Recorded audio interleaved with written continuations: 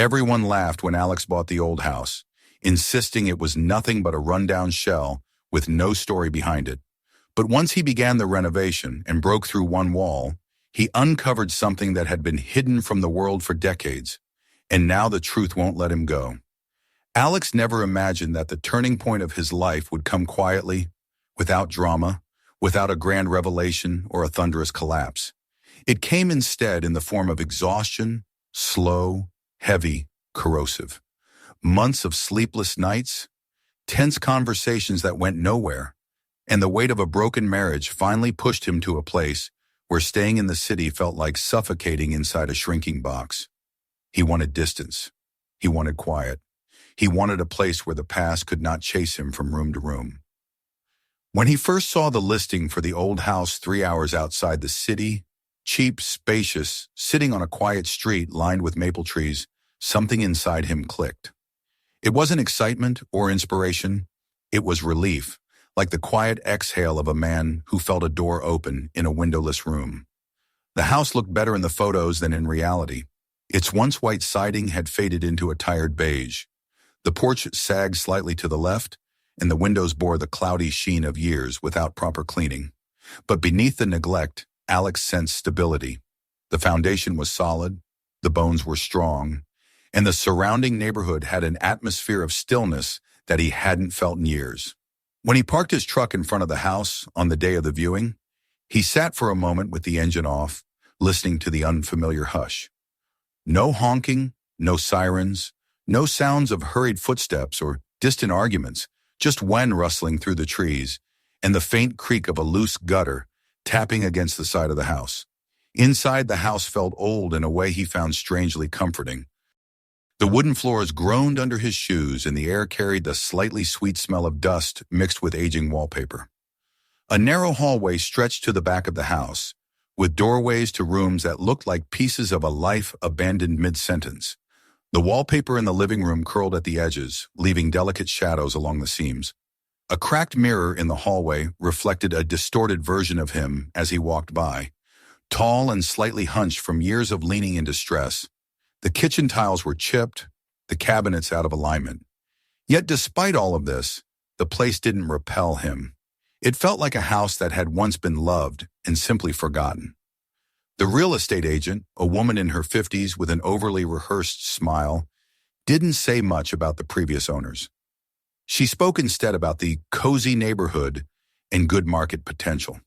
When Alex asked why the house had remained unsold for so long, she hesitated and offered a vague explanation about the heirs being slow with paperwork and not wanting to handle repairs. He sensed she was holding something back, not out of malice, but because it was the kind of house no one liked answering questions about. Still, nothing she said hinted at danger or scandal, only the inertia of a place left behind by time. The price was good, too good maybe, but Alex didn't dwell on that.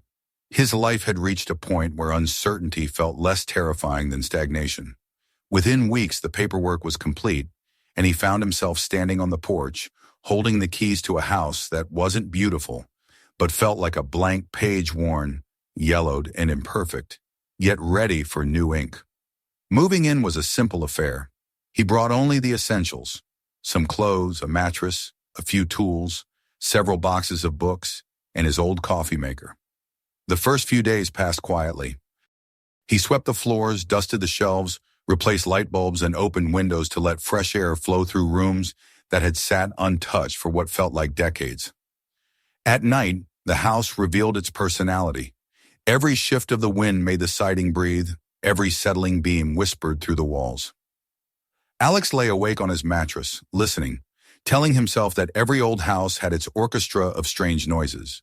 But sometimes, especially near the back rooms, he felt something more than sound. A heaviness, a subtle pressure in the air, like an emotion trapped in the layers of paint and plaster. He brushed it off. He had come here to rebuild his life, not to indulge in anxieties. On the fourth day, he finally began planning repairs. He wanted to start with one of the rooms near the hallway, a compact space that he envisioned turning into a study or workshop. The wallpaper peeled off too easily. Underneath, he found patches of uneven plaster as though someone had repaired parts of the wall in a hurry. The texture felt wrong beneath his fingertips, smoother in some places, thicker in others. When he knocked gently on one section, the sound that came back was duller than the rest, like knocking on something solid rather than on an empty wall. He stepped back and studied the area. The wall itself appeared newer than the others, slightly different in shade despite being covered with the same wallpaper pattern. The edges where it met the adjacent walls were faintly irregular, as if someone had rushed the finishing process. He frowned, tapping again, comparing the echo to different sections. There was definitely something behind it, something more substantial than insulation or framing. At first, he dismissed the thought. Renovations could be chaotic. Previous owners might have patched up damage without much care. But the more he looked, the more the wall bothered him. It wasn't just the sound or the texture, it was the intention behind it.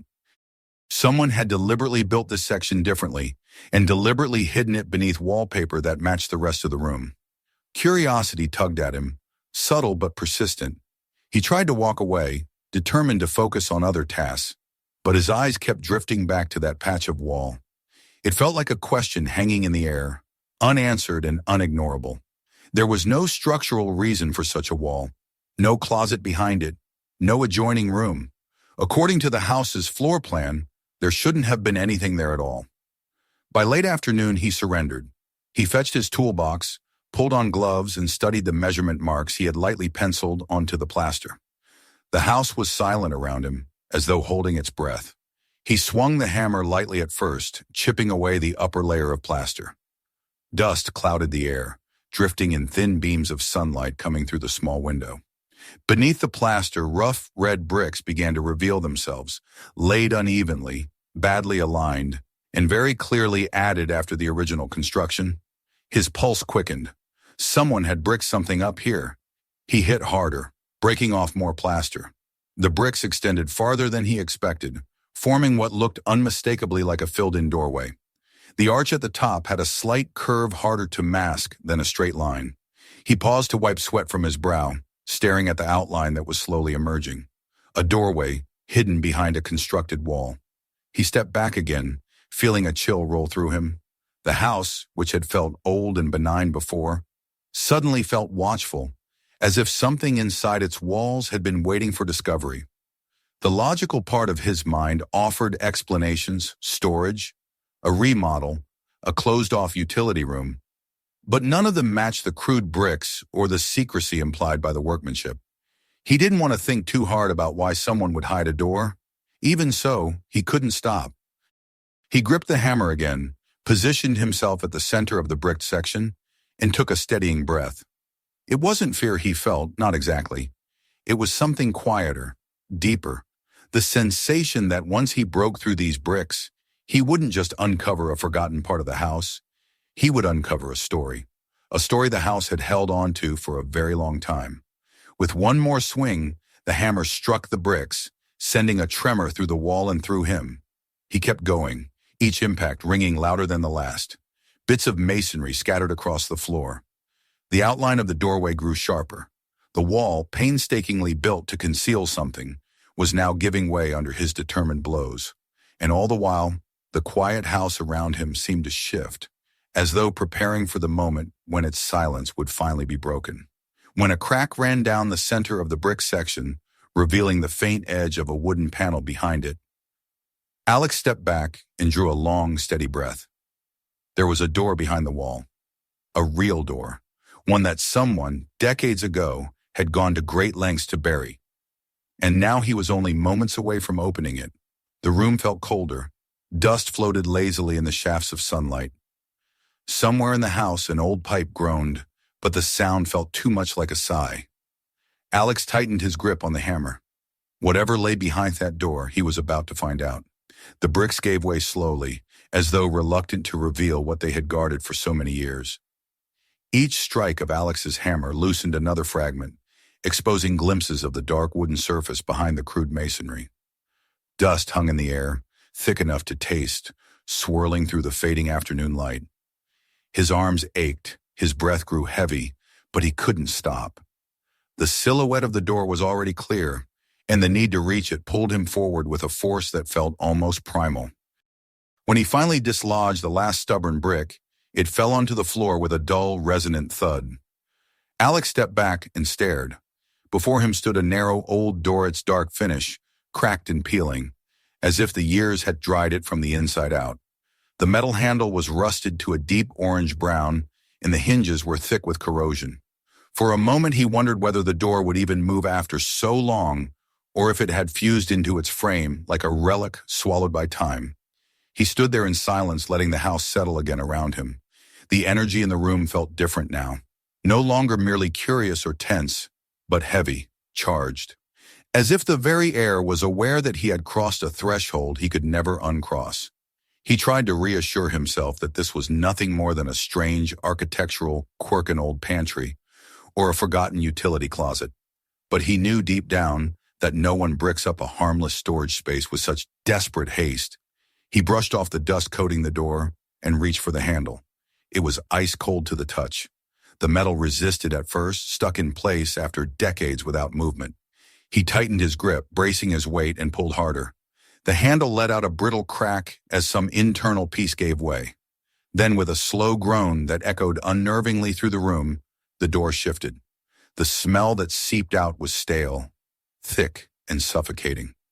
It was the scent of old wood, trapped air, and something else he couldn't identify, an odor that seemed rooted in memory rather than matter. The door creaked open just wide enough for him to shine the flashlight inside.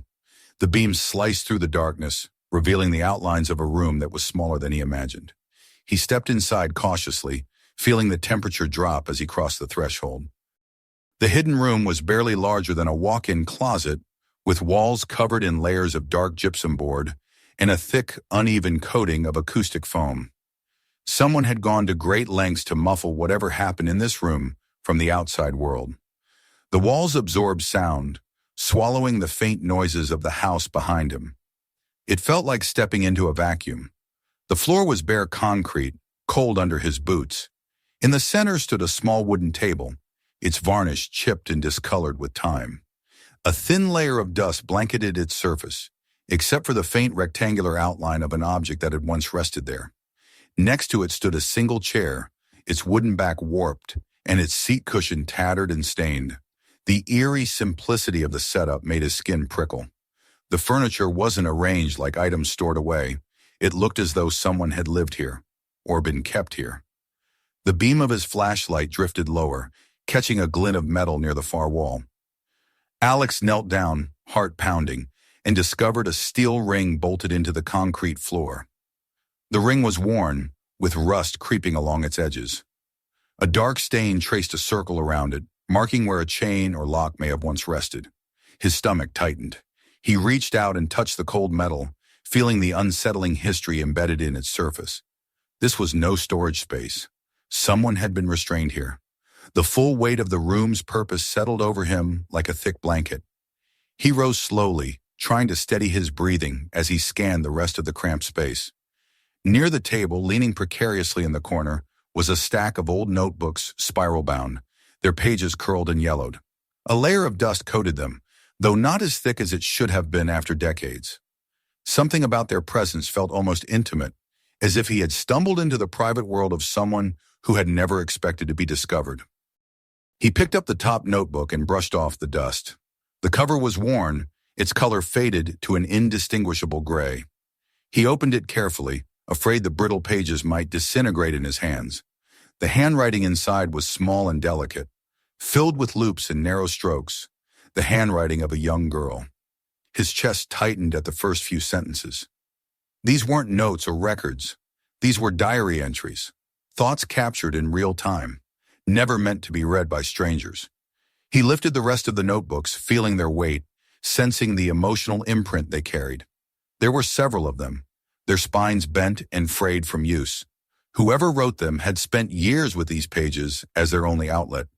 He placed them gently on the table, arranging them by size, and returned to scanning the room. There were more subtle details he hadn't noticed at first, scratches at knee height along one section of the wall as though made by fingernails or something sharp. A small indentation on the floor beside the chair, where repeated shuffling or restless movement could have worn down the concrete. A faint discoloration on the foam padding that suggested moisture, perhaps tears, sweat, or something worse. The deeper he looked, the more the room revealed, as though it had been waiting for someone to finally acknowledge its story. He took a step back, overwhelmed by everything the room implied. He imagined how it must have felt to sit here day after day, with no windows, no sunlight, no sound from the outside world. The oppressive silence alone would have been enough to unhinge a person. But combined with isolation and whatever fear had accompanied it, this place must have been a prison in every sense of the word.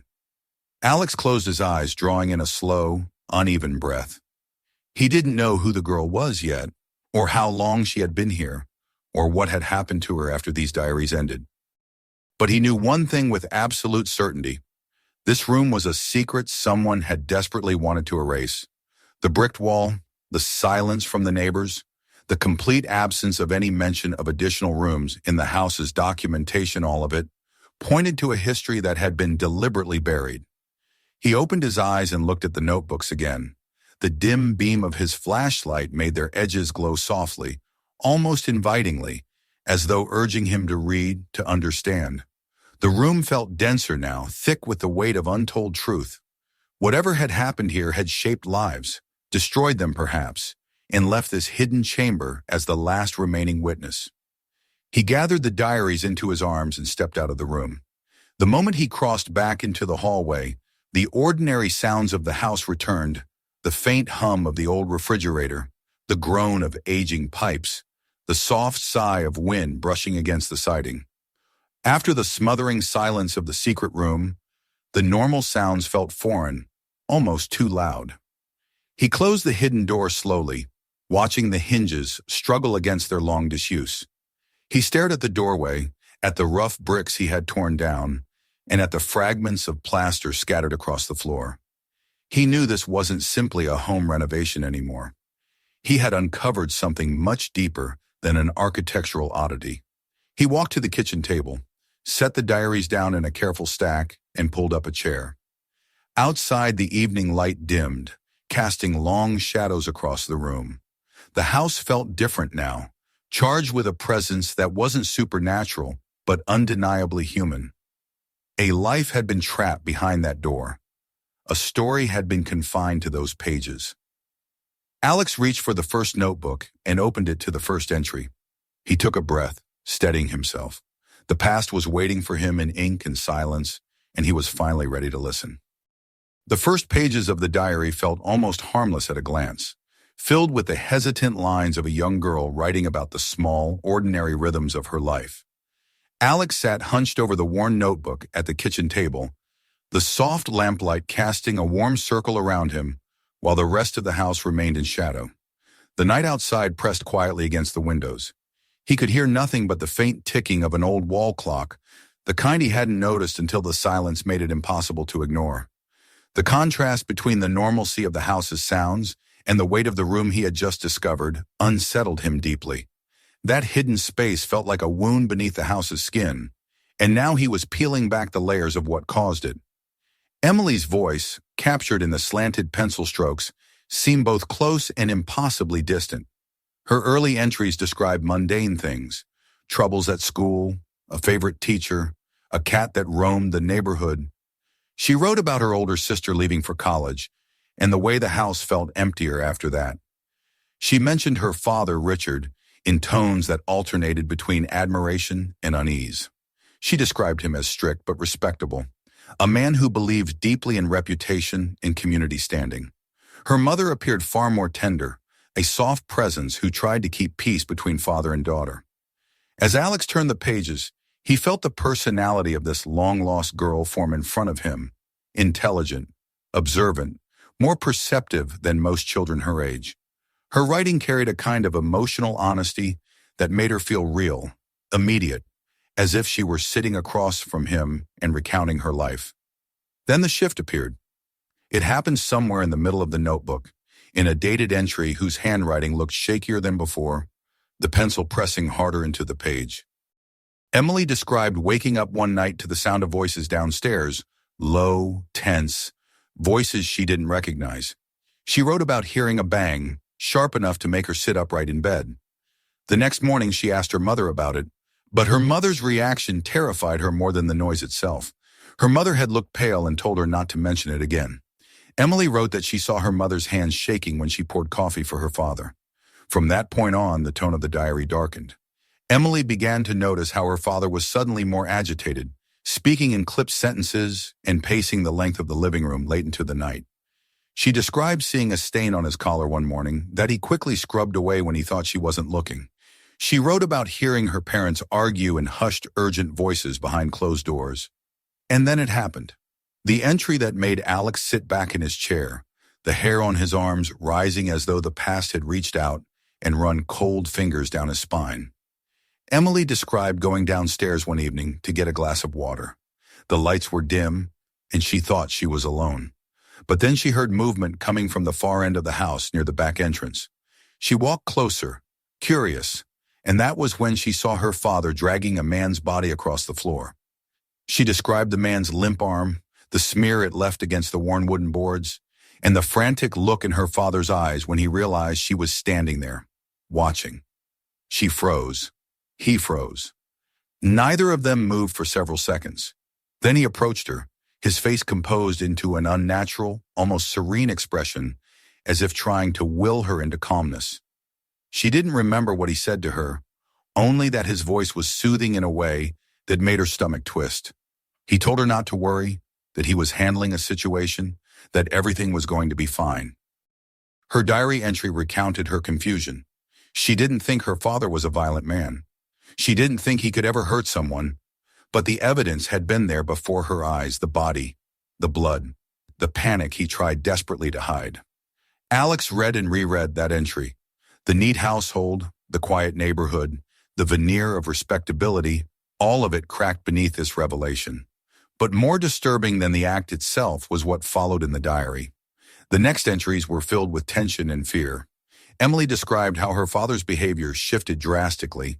He became increasingly controlling, watching her movements, asking where she was at all times, insisting she stay inside.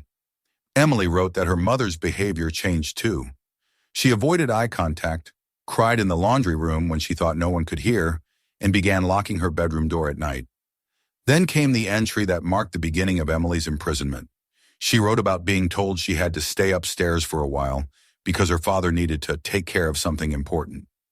She wrote about meals left at her door, about her mother whispering apologies when she slipped in at night to check on her.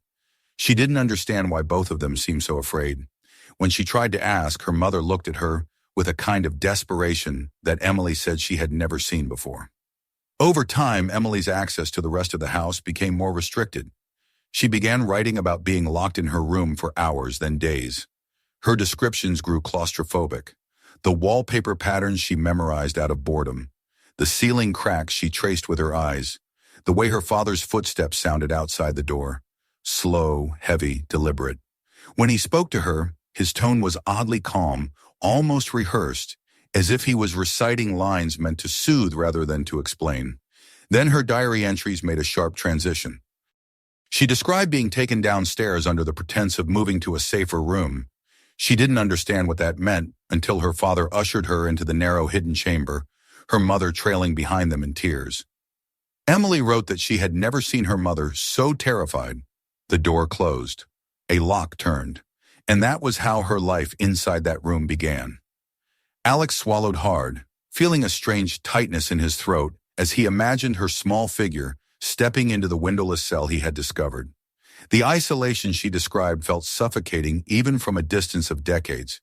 Her first impressions of the room were filled with confusion. She wrote about the chill in the air, the strange walls that absorbed sound, the way her own breathing seemed unnaturally loud inside the padded space. She wrote that her father told her it was for her own protection, that she had seen something dangerous and they couldn't risk her telling anyone. Her entries over the following weeks were a mix of fear, longing, and attempts to make sense of her situation. She described moments when her mother would sneak in and hold her tightly, whispering promises that things would get better, that she wouldn't be left alone forever. But those moments became fewer and farther apart.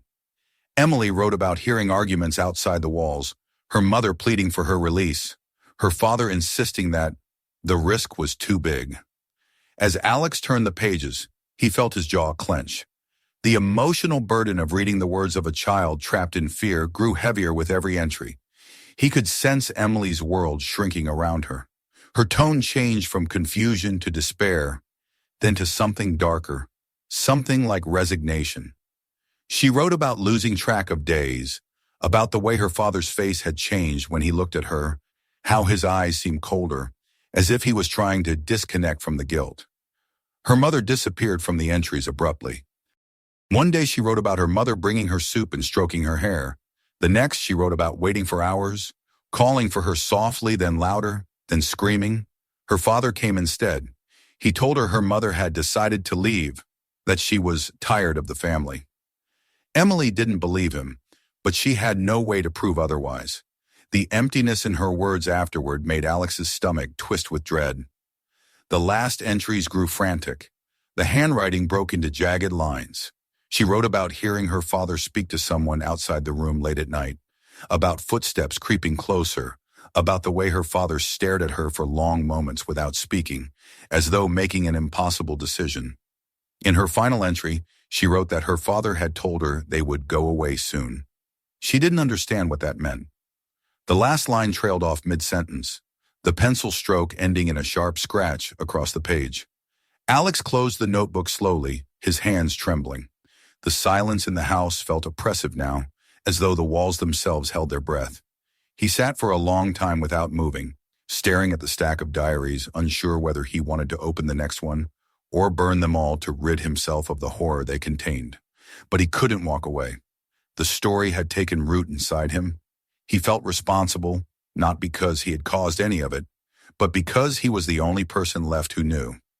The only one who could follow the trail that Emily had unknowingly left behind. He looked toward the hallway leading to the hidden room. The door stood slightly ajar, the darkness behind it seeming deeper than before. Whatever had happened to Emily after that last entry was no longer just a question, it was an obligation, a truth waiting to be unearthed. And Alex knew he wouldn't be able to rest until he found it. Alex barely slept that night. The house, once just an old structure of wood and memory, now felt like a living organism holding its breath around him.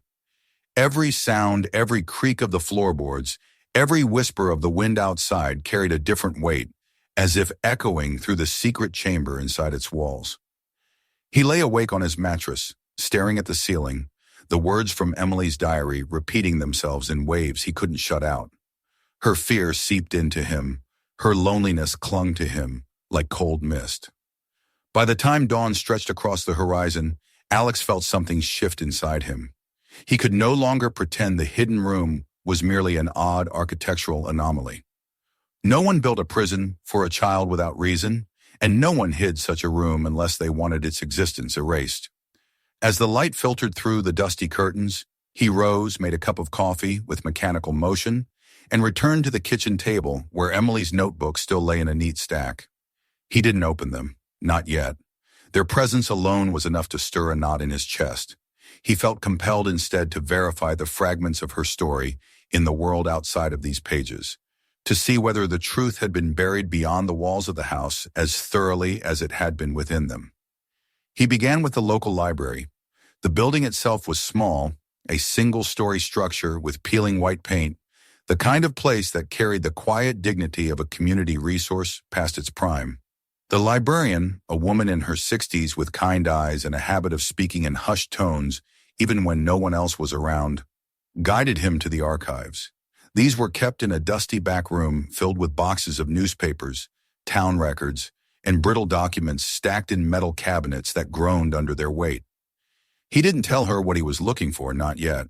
Instead, he gave the names he knew: Richard Becker and his wife, Margaret. The librarian's eyebrows rose slightly at the mention, but she didn't comment.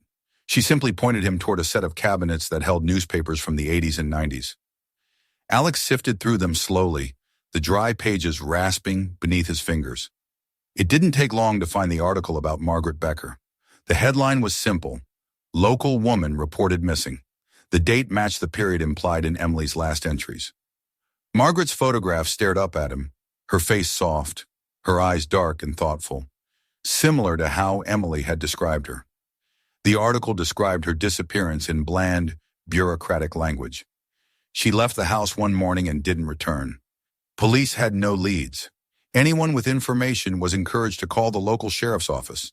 The article felt deliberately empty, too neat, too bloodless, as though someone had stripped it of anything that might provoke real investigation.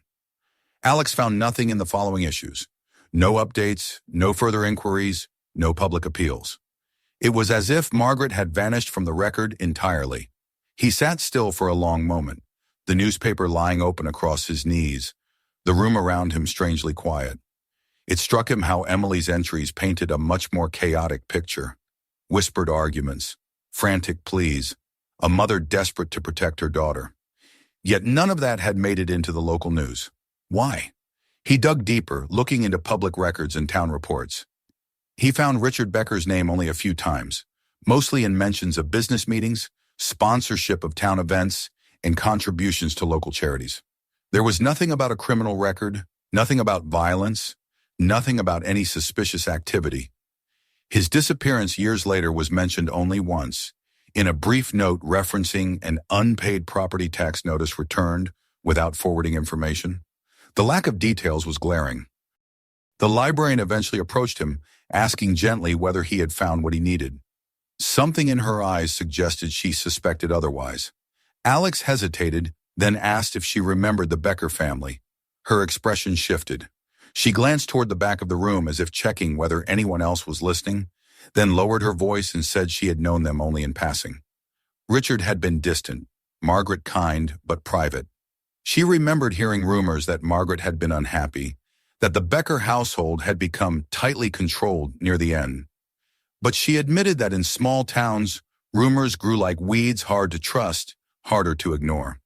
When Alex asked whether she remembered a daughter, she paused, her brow furrowed as though trying to conjure a memory long buried. She nodded slowly, uncertainly. She remembered 2 daughters, she thought, one older, one younger, but she didn't recall ever seeing the younger one in the later years. She admitted she had assumed the girl had been sent to live with relatives or moved away. No one had questioned it. Families drifted apart all the time. Children went to boarding schools or summer programs. People didn't pry into the private lives of respected families. Alex thanked her and left the library with a heavy feeling lodged in his chest. The town's silence around the Becker family felt like complicity. Whether intentional or unintentional, he couldn't tell. What he did know was that Emily had disappeared far more completely than her mother. The next step was speaking to neighbors. He started with the houses closest to his own, knocking politely and offering a brief explanation that he was renovating and trying to learn more about the property's history. Most people were friendly enough, though their memories of the Becker family were hazy. A few residents remembered seeing Margaret at the grocery store or walking near the park. Some recalled Richard's stern manner or the way he always kept his lawn immaculate. But mention of children, especially a younger daughter, seemed to bring a shadow of confusion or discomfort over their faces. It wasn't until Alex reached the last house on the street, a low yellow bungalow with a sagging porch in a yard full of dried leaves, that he found someone who remembered more. An elderly man named Howard answered the door, leaning heavily on a cane. His eyes were sharp, though his voice trembled slightly with age. When Alex mentioned the Becker house, Howard's expression changed. He invited Alex inside with a curt wave of his hand. Howard spoke slowly at first, measuring his words. He said he had lived in the neighborhood for over 50 years. He remembered the Becker family clearly. Richard had been respected, but not liked. Margaret had been sweet, but increasingly withdrawn. And the children, yes, he remembered the older daughter leaving for college, but the younger one, she had simply vanished from view. No explanation, no farewell. One day she was there, the next she wasn't. People assumed she had gone to stay with relatives or had been sent to a special school, but Howard admitted he had always felt uneasy about it. He then spoke of odd noises he sometimes heard from the Becker home, late at night, muffled screams, he said, or maybe just raised voices. He couldn't be sure. He had considered calling the police once, but convinced himself it must have been an argument or a nightmare. People kept their problems private. That was how things were back then. What struck Alex hardest was the way Howard's voice fell when he described the day Margaret disappeared. He remembered police outside the house briefly, asking questions in the neighborhood, but no one learned anything concrete. Then almost immediately after Margaret's disappearance, Richard stopped speaking to anyone. He rarely left the house, and only a few years later, he left town entirely. When Alex returned home that evening, his head felt crowded with fragments, names, dates, rumors, silences. He crossed the threshold of the house with a sense of gravity, feeling the weight of everything he had learned settle into the walls around him. This was no longer just a renovation project. It was an excavation of a buried history. He paused at the entrance to the hidden room, looking inside. Armed with what he now knew, the space seemed even smaller than before, even darker, even more suffocating. The soundproofing on the walls made sense now. So did the chain ring in the floor, the battered chair, the table with its single line of dust where a box once sat before being removed or placed there again. Alex stepped inside the room, holding a flashlight even though the hallway light was on behind him. He stood still, listening to the silence press against his ears. He closed his eyes and imagined Emily sitting here, day after day, writing in those notebooks, waiting for her mother to return, fearing her father's next command. He opened his eyes again, suddenly determined. He had names. He had dates. He had a possible trail. The past was scattered, concealed, and fragile, but it was not gone. Somewhere out there, the truth was still alive. And now that he had begun searching for it, he knew he wouldn't stop until he found it. The decision to search for Richard Becker came to Alex not in a moment of clarity, but gradually, like a tide creeping up the shore, until the water is suddenly at your ankles. For days he moved through the house with a sense of restless purpose, sorting through old notebooks, making notes of dates and names, piecing together a timeline from scraps of memory recorded decades ago. Emily's words haunted him, and the silence of the room where she had been kept seemed to press on him more heavily each time he stepped near it. He knew that until he found Richard, if the man was still alive, every answer he had was still only a theory, every guess still shadowed by uncertainty. He started with public records. The trail in town was thin, barely a thread, but it was enough. Property transfers, archived tax statements, and a string of rapidly sold or abandoned assets pointed to someone on the move, someone trying not to leave too deep of a footprint. Richard's disappearance from the community hadn't been dramatic. It had been quietly methodical, the kind of vanishing act made not with haste, but with intent. It took days of cross-referencing addresses, phone numbers, and out-of-state registrations before Alex found a match. An old rental property in another state, listed under a different last name, Baker instead of Becker. The difference was small enough to be deliberate, yet sloppy enough to expose him if someone looked closely. Alex stared at the listing on his laptop for a long time. The address was in a rural area several hours away. A long drive, a likely confrontation, a conversation he didn't know if he was prepared for. He felt the weight of what Emily's diaries implied, the missing mother, the secret room, the abrupt end to Emily's entries. Part of him feared discovering the full truth. Another part knew he had already passed the point of no return.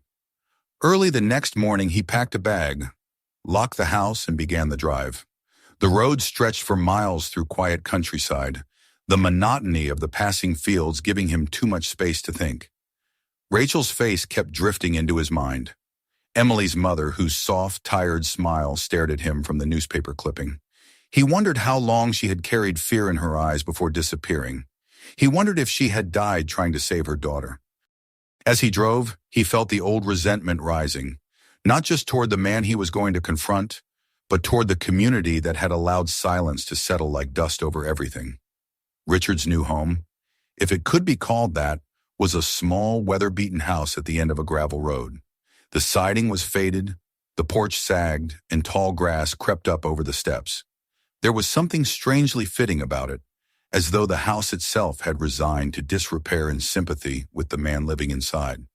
Alex parked at the edge of the dirt driveway and sat for a moment, letting the engine tick as it cooled. His hands gripped the steering wheel, his breath slow and deliberate as he tried to steady himself. He walked up the creaking steps, heart pounding. He knocked. Minutes passed. When the door finally opened, it did so only slightly, just enough for an old man's face to appear in the gap. The eyes that looked out at Alex were pale, cloudy with age, yet sharp beneath the cataracts, like a faded photograph whose edges still hold clarity. Richard Becker, or Baker, now seemed smaller than Alex had imagined, thinner, as if time had whittled him down to the barest outline of a person. His shoulders, once broad in the pictures Alex had found in old newspapers, now slumped. The veins on his hands were raised, trembling slightly as he held onto the edge of the door. "Yes?" he asked, voice rough, defensive, carrying the faint tremor of someone who had spent years expecting danger. Alex cleared his throat. "My name is Alex. I bought your old house." The old man's expression shifted, a mix of confusion and dread tightening the lines around his mouth. "My old house," he repeated slowly, as if the words tasted sour.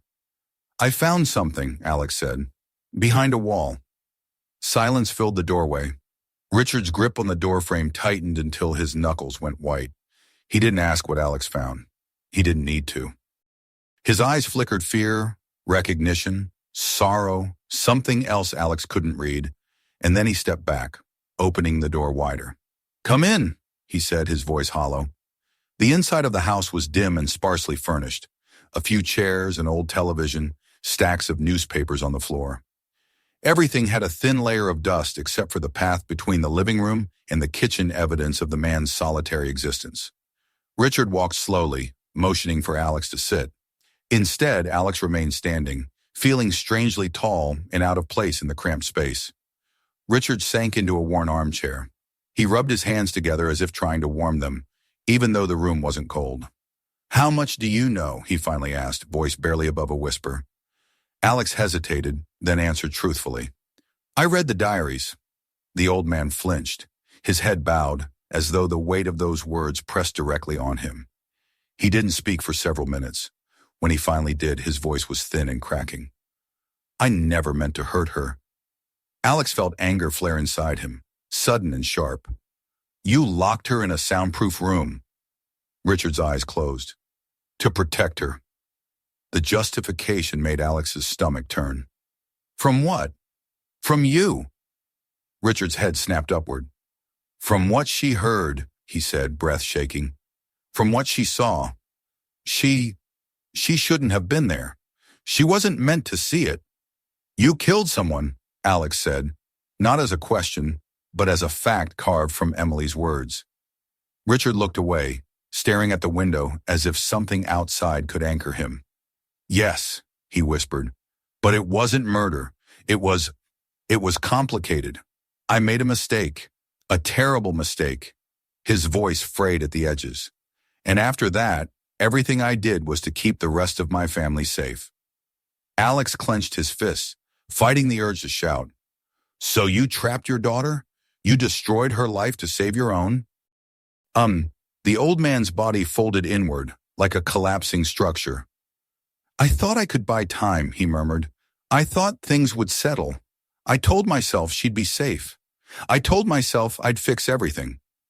He covered his face with shaking hands. "I lied to myself, every day." "And her mother?" Alex asked quietly. Richard's shoulders tensed. It took him a long time to answer. When he lowered his hands, his eyes glistened. "Margaret tried to help her. She tried to get her out." His voice cracked. "But she fell. It was an accident. I didn't mean—" He broke off, breath hitching. "I buried her. I told people she left. Everyone believed me. Why wouldn't they? They trusted me." Alex's anger crumpled into something heavier, colder. Grief, horror, disgust. The room felt too small to contain everything he was hearing. "And Emily?" he asked, though dread told him he didn't want to know. Richard stared at the floor. "I took her away. After a while, I couldn't keep her in that room anymore. She was too thin, too scared." Tears welled in the old man's eyes. I tried to make it right, but she was sick. She was confused. She kept asking for her mother. She stopped eating." His voice shuddered. I left her with people who could care for her, a facility, a long-term home for troubled youth. She was listed under a different name. No one asked questions. No one looked for her. Alex felt his breath leave him in a single harsh exhale. He sank into a chair without realizing it, stunned by the enormity of what he had just learned. Emily hadn't died in that room. She hadn't been buried in the backyard. But the truth was hardly kinder. She had been erased and displaced, a child swallowed by a system that would never know her story. "Is she alive?" Alex asked, his voice barely audible. Richard wiped his eyes with shaking fingers. "I don't know. I never went back." The admission struck Alex like a blow. The two men sat in silence, the truth hanging between them like thick smoke. Alex watched the old man struggle beneath the crushing weight of his guilt. Not enough to redeem him, not nearly enough, but enough to reveal that he had carried the consequences of his choices for decades. Alex thought of Emily's words, her loneliness, her fear. He thought of the cold, padded walls of the secret room. He thought of Margaret's trembling hands, and he thought of the man in front of him, broken, haunted, and yet responsible for everything. He didn't know what justice looked like now. The law was limited. Time had eroded evidence. But morality was not bound by age or frailty. The truth had power, even after 40 years.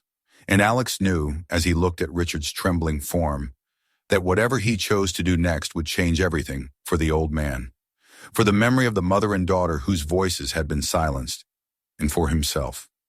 He rose slowly, the weight of the decision settling heavily in his chest. The truth was finally in his hands, and now he had to decide what to do with it. The drive back home felt heavier than the drive out, as though the road itself resisted carrying him away from the truth he had unearthed. The sun had long dipped below the horizon, leaving the world draped in that muted blue twilight that blurs the sharpness of things. Shadows stretched across the pavement like dark fingers reaching toward his tires. But it wasn't the darkness outside that filled Alex with unease. It was the storm of thoughts inside him, circling restlessly, unable to settle. Richard's confession replayed in his mind in relentless loops. The trembling voice, the sorrow that cracked through each word, the excuses, the self-deception, the justifications he had repeated for decades until they calcified into something he could bear. And beneath it all, the truth. He had taken everything from his daughter. He had taken her freedom, her safety, her mother. He had trapped her, hidden her, abandoned her. He had run from his choices and allowed the world to believe in the polished facade he had built. Alex tightened his grip on the steering wheel as the memory of Richard's frail figure slumped in the chair rose in his mind. The man had looked like a ruin collapsed under his own conscience, eaten away by time. But remorse, genuine or not, could never restore what had been lost. It could not bring back Margaret, nor heal the trauma carved into Emily's life. It could not erase the cold room behind the bricks, the years stolen from a child who had done nothing but witness something she was never meant to see. By the time Alex pulled into the driveway of his own house, the sky had fully darkened. He sat in the car for several minutes, motionless, staring at the silhouette of the old home. The windows glowed faintly with the warm light from the hallway lamp he had left on earlier. Yet the house felt anything but warm. It felt like a vessel of stories. Stories of silence. Stories of suffering. Stories that had waited decades to be heard. He got out of the car slowly, the gravel crunching beneath his feet. Inside, the air felt stale. The house seemed to sense his return, its old bones settling in shifting whispers. He walked down the hallway toward the hidden room, almost unconsciously, as though drawn there by something deeper than curiosity. When he reached the doorway, he stopped. The darkness inside the room was absolute, cold, still, a silence so profound it almost hummed. He stepped inside and felt the temperature drop. The flashlight in his hand cast a narrow beam across the padded walls. The empty chair, the floor where the chain ring glinted faintly beneath dust. The diaries sat neatly on the table where he had left them, fragile and yellowed, the last tangible pieces of Emily's life before it had been swallowed by secrecy. He took one of the notebooks in his hands and sank onto the chair just outside the threshold, unwilling to sit inside the oppressive space. The pages crinkled softly as he turned them, the faint pencil lines trembling under the flashlight beam. He found himself rereading passages he already knew. Emily writing about counting the hours, wondering when her mother would come, clinging to hope that someone would open the door. Her words wrapped around him like a plea. He closed the diary, his chest tight. The question that had been forming since he left Richard's house now settled at the forefront of his mind, sharp and unavoidable. What should be done with the truth? If he reported Richard, justice, at least the formal kind, would be nearly impossible. The man was old, frail, and the crimes were decades old. Evidence was scarce, witnesses gone or silent, the paper trail vague. Even if a case was built, it might drag on for months, only to end with no real resolution. And yet to let Richard live out his final years in relative peace felt grotesque, like swallowing the last scream of a girl locked in darkness. If he told the town, the story would spread like wildfire. It would unravel the community's history, shatter the illusions residents clung to about their past. Families would be forced to confront the fact that they had looked away, ignored the signs, believed a lie. It would hurt people who had no hand in the events, reopen wounds no one realized were still festering.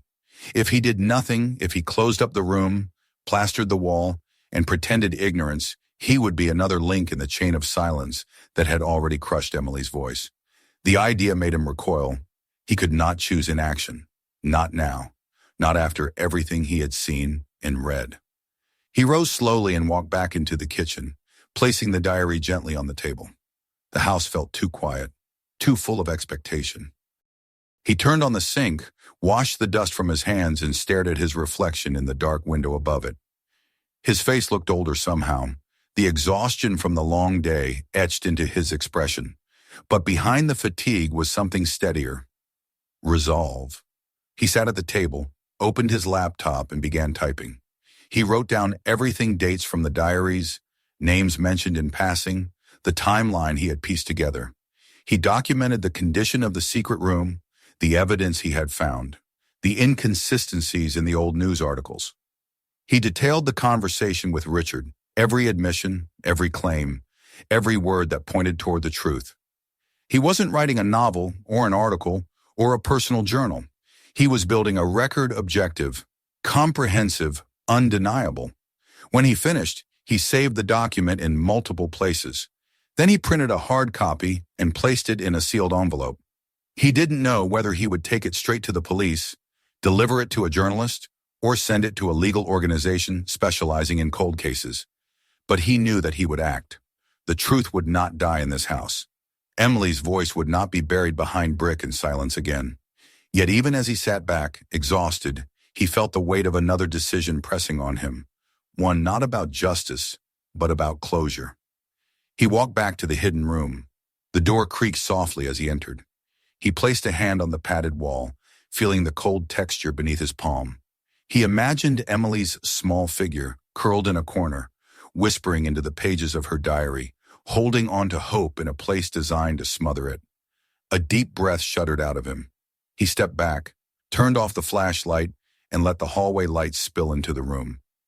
He wanted to see it clearly one last time, not as a place of horror, but as a truth reclaimed. Then he closed the door. For a long moment he stood there, hand resting on the wood. He didn't lock it. He didn't barricade it. He simply closed it, as one closes a chapter, not to hide it, but to acknowledge it. He knew the next days would not be easy. Reporters, police, investigations, they would all ripple outward from his choice. Lives would be shaken. Richard would face the consequences of his past, however late in life they came.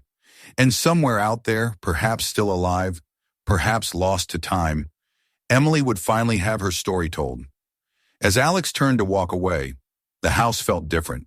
Not lighter, not brighter, but honest. No longer holding its breath, no longer guarding a secret. The truth, after 40 years in darkness, had finally come into the light, and Alex, carrying the weight of it, stepped forward into whatever came next.